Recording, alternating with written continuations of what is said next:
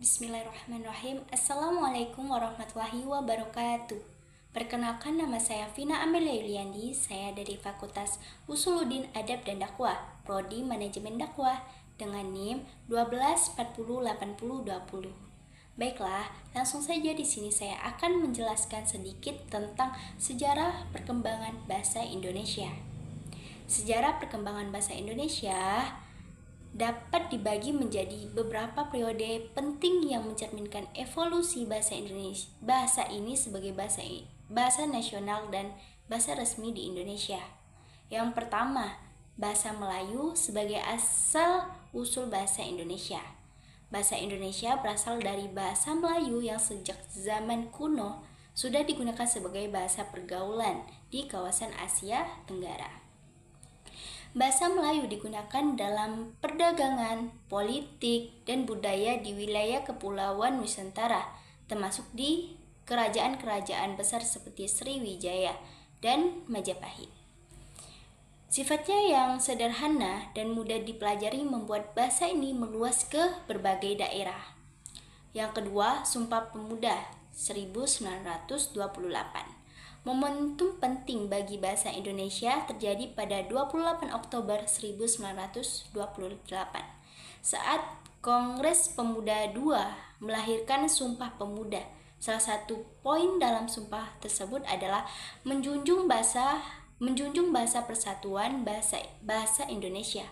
Bahasa Melayu yang sebelumnya digunakan secara luas kemudian diakui sebagai bahasa nasional dengan nama baru, yaitu bahasa Indonesia. Yang ketiga, Proklamasi Kemerdekaan 1945. Setelah Proklamasi Kemerdekaan Indonesia pada 17 Agustus 1945, bahasa Indonesia semakin diteguhkan sebagai bahasa resmi negara melalui Undang-Undang Dasar 1945.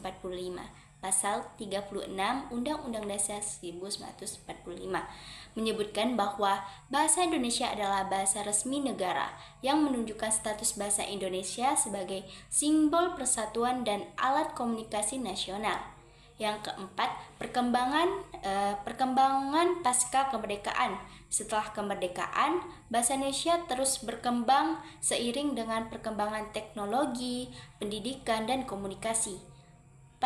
Pada era ini, bahasa Indonesia mengalami pengayaan kosakata dan struktur bahasa melalui adaptasi dari bahasa asing, terutama bahasa Inggris, Arab, Belanda, dan bahasa daerah. Banyak istilah baru dalam bidang ilmu pengetahuan, teknologi, dan pemerintahan yang dimasukkan ke dalam bahasa Indonesia. Terus yang kelima, modernisasi dan globalisasi. Memasuki era modern dan globalisasi, bahasa Indonesia semakin berkembang dengan adanya pengaruh dari media massa, teknologi informasi, dan internet. Bahasa Indonesia modern seringkali diwarnai dengan kata-kata serapan dari bahasa asing, terutama dalam konteks komunikasi digital dan ilmiah. Namun, ada juga tantangan dalam menjaga kemurnian dan standar bahasa di tengah gempuran istilah asing yang cepat diterima oleh masyarakat. Yang keenam, bahasa Indonesia sebagai bahasa internasional. Dalam beberapa dekade terakhir, bahasa Indonesia mulai dikenal di tingkat internasional. Beberapa universitas di luar negeri mulai menawarkan program studi bahasa Indonesia, terutama di negara-negara ASEAN. Nah, itu yang terutama di negara Australia juga dan Eropa. Selain itu, dengan jumlah penutur bahasa Indonesia yang mencapai lebih dari 200 juta orang, bahasa ini menjadi salah satu bahasa dengan jumlah penutur terbesar di Indonesia. Azan. Jadi saya memetik kesimpulan bahwa bahasa Indonesia adalah bahasa yang lahir dari akar bahasa Melayu dan tumbuh sebagai bahasa nasional yang merekatkan keberagaman bangsa Indonesia.